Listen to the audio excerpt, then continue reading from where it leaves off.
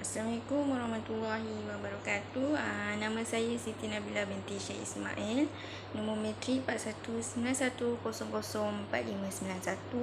Hari ini saya akan membentangkan subjek pendidikan global dan antarabangsa, iaitu kaedah pengajaran abad ke-21 ekoran perkembangan globalisasi pada masa kini. Okey, sebenarnya terima kasih kepada Prof. Dr. Zaidi kerana memberi peluang kepada saya untuk membentang tajuk inilah. Okey, kita akan sambung ke slide seterusnya, iaitu pengenalan untuk subjek ini. Okey, pendidikan abad ke-21 ini dia tertumpu kepada prasarana dan keceriaan di dalam bilik darjah mengikut inisiatif dan kreativiti pendidikan itu sendiri setanding dengan era globalisasi sekarang. Selain itu, sesi pengajaran dan pembelajaran perlulah lebih kreatif dan inovatif sebagai penentu kejayaan individu tersebut, terutamanya kepada pelajar. Guru ni dia perlu menguasai dalam pembelajaran, macam sesi berkomunikasi lah kepada sesi pembelajaran supaya murid lebih cekap dan fokus dalam pembelajaran tersebut. Kementerian Pelajaran Malaysia iaitu KPM menggalakkan semua guru untuk menambahkan cara perkembangan teknik pengajaran dan kemahiran kerana menurut pihak Pelan Pembangunan Pelajaran Malaysia iaitu PPPM 2013 hingga 2015, para guru dia mengaplikasikan amalan pengajaran baru dalam era abad ke-21. Oleh itu, guru ni dia perlu merujuk kepada kecekapan potensi teras guru iaitu kemahiran berfikir, kolaboratif, penyelesaian masalah dan celik digital. Okey, kita akan pergi slide seterusnya, iaitu apa itu globalisasi. Okey, kita masukkan apa itu globalisasi. Istilah globalisasi ni dia ialah satu istilah yang terlalu umum dan merangkumi berbagai-bagai perkara termasuk kesan-kesan ekonomi, budaya, teknologi dan maklumat yang kini sudah mampu disebarkan ke seluruh pelosok dunia dengan begitu cepat. Kata globalisasi ni diambil daripada kata global yang bermakna universal. Oleh itu, globalisasi ni bermaksud universalisasi ideologi kapitalisme atau menjadikan kapitalisme ini sebagai satu-satunya ideologi dalam peradaban dunia. Era globalisasi ni menjadi istilah yang terkenal untuk menerangkan kepada semasa, sama seperti istilah zaman kemelesetan, Perang Dingin, era akan selepas dan gempakan abad 20 merupakan istilah yang menjelaskan konsep tempoh dalam sejarah manusia.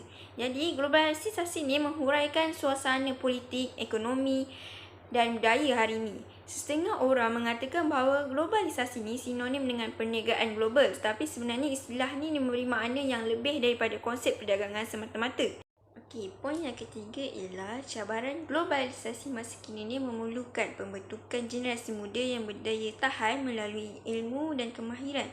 Berdasarkan beberapa aspek globalisasi yang telah dibicarakan, dapat dikatakan bahawa dunia hari ini atau di abad ke-21 ini sedang menghadapi satu cabaran atau perubahan yang sangat hebat yang belum pernah berlaku di abad sebelum-sebelum ni lah. So, cabaran globalisasi ini dan implikasi dia ialah terhadap kepada ekonomi, budaya dan teknologi adalah luas, mempunyai kesan yang negatif ataupun positif. Okey, kita akan pergi ke slide seterusnya, iaitu slide globalisasi dalam pendidikan. Apa itu globalisasi dalam pendidikan? Tapi sebelum tadi kita dah cakap pasal globalisasi, so sekarang kita akan cerita pasal globalisasi dalam pendidikan. Okey, poin yang pertama ialah Malaysia ni dia merupakan sebahagian daripada komuniti kehidupan global yang pada realitanya tidak terlepas daripada menghadapi transformasi akibat pengglobalisasian. Sehubungan dengan itu, Mahathir Mohamad iaitu bekas Perdana Menteri Malaysia mempunyai satu senarai simak untuk menjelaskan kesan ataupun hasil daripada fenomena fenomena globalisasi ini. Kesukuran kerajaan dalam menyahut panggilan globalisasi ini dan dilihat melalui penubuhan koridor raya multimedia MSC di negara kita. Walaupun secara umumnya globalisasi ini nampak memberi kesan kepada ekonomi Malaysia, namun impak globalisasi ini terhadap bidang lain seperti pendidikan ataupun juga tidak dapat dinafikan.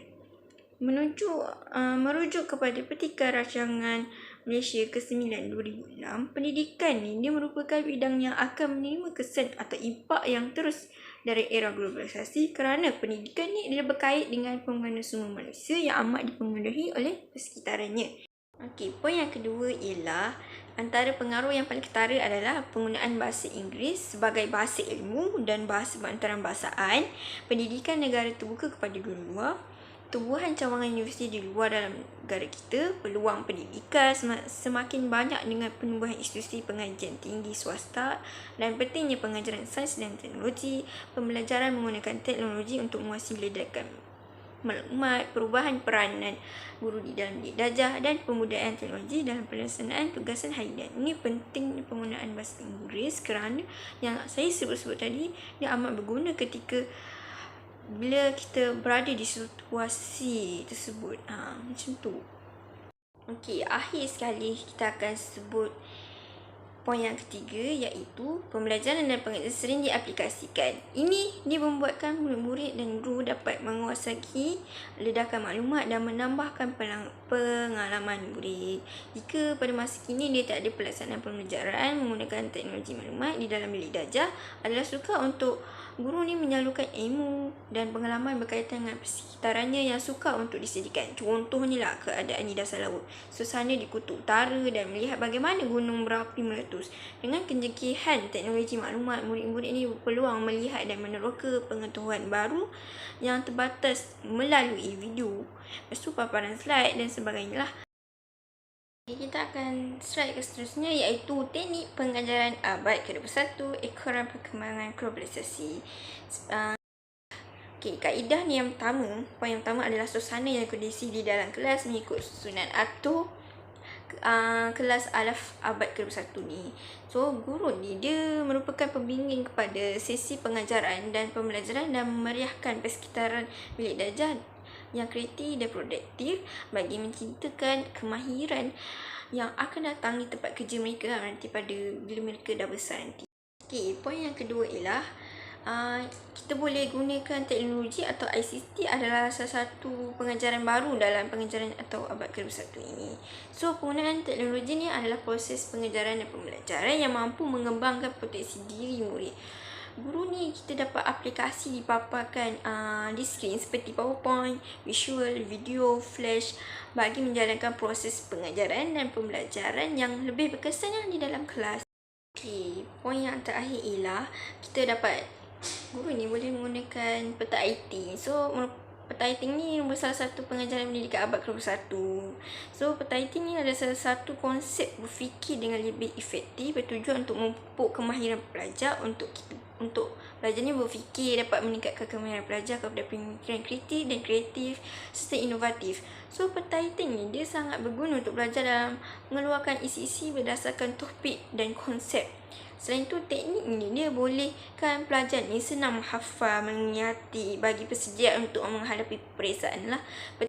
Kita akan slide ke seterusnya, iaitu cabaran dalam menghadapi teknik pengajaran abad ke-21 menerusi globalisasi pengajaran. So, automatik cikgu tu ada cabaran sendiri untuk menghadapi pengajaran abad ke-21 ni. Cabaran pertama adalah sebahagian guru ni menyai kekangan masa untuk meneliti sesuatu yang baru seperti menggunakan alat dan teknologi seperti ICT dan cyber. So, kekangan masa lah untuk pelajari sesuatu yang baru ni. Jadi, teknik pengajaran abad ke-21 ni dia memang memerlukan masa yang banyak untuk meningkatkan teknik pengajaran. Jadi, kebanyakan guru ni memang sudah berumur, lepas tu dia tidak mempunyai pengetahuan dalam penggunaan teknologi dan juga mempunyai kekangan masa. Kekangan masa ni dia membawa masa tak cukup untuk habiskan sukatan pelajaran disebabkan menguruskan tugasan yang berkaitan dengan pengajaran seperti membuat persediaan untuk menghadapi pengajaran, lepas tu menaja buku, lepas tu dia ada mikirkan hal perkara dekat rumah lah kepada guru tersebut. So, cara nak atasinya adalah guru ni dia perlu menyusunlah jadual dengan betul bagi memastikan semua perkara ni tetap pengajaran atau perkara di rumah berjalan dengan lancar. Bagi poin yang kedua, iaitu kurang kemahiran dalam penggunaan ICT. Pendidikan abad ke-21 ni dia mengikut memang dia mengikut perkembangan masa kini, tapi pendidikan Malaysia amat menggalakkan penggunaan ICT ini bagi memberikan kebesanan kepada guru dan pelajar dalam menghadapi proses pembelajaran dan pengajaran. Jadi, penggunaan ICT ni dalam aspek pendidikan ini membawa implikasi yang amat positif dan juga negatif dalam kalangan pelajar dan guru. Sebaliknya ni, guru ni yang kurang kemahiran akan merasa terbeban dengan teknik pengajaran yang menggunakan teknologi. Penyediaan bahan pengajaran seperti slide di PowerPoint akan mengambil masa yang lama kepada guru yang kurang berkemahiran lah. Jadi, guru ni perlu menguasai kemahiran dalam menggunakan teknologi, sebagai contoh menghadiri kursus ataupun melihat dekat YouTube dan juga belajar dengan guru yang kemahiran dengan teknologi ni. Akhir sekali, poin terakhir ialah cabaran guru ialah kurang persediaan dalam penerapan kemahiran berfikir aras tinggi, iaitu kebat. Kebanyakan guru ni dia tak faham lah apa maksud penggunaan kebat. Pendekatan yang digunakan kurang memberangsangkan lah kerana menggunakan kaedah lama. Guru kurang menitik beratkan penyediaan soalan kebat kepada murid untuk mengalahkan pelajar lebih berfikir di luar kotak dan lebih menyoal secara terus lah. Maksudnya soalannya senang je lah, tak berfikir aras tinggi. Soalan kebat dalam pengajaran ni dan pembelajaran PDP ni dapat menggalakkan pelibatan murid secara aktif dalam menerapkan kebat secara menyeluruh.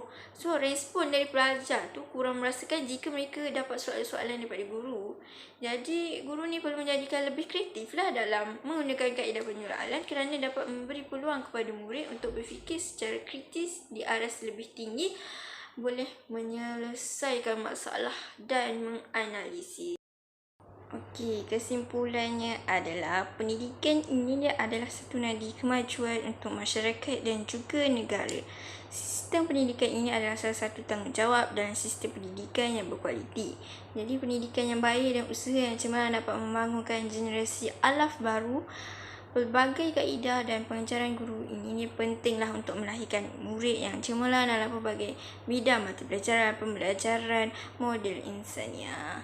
Oleh itu, kemahiran abad ke-21 ni penting untuk guru dan pelajar kerana murid sendiri akan merasa bosan dengan teknik pengajaran yang lama.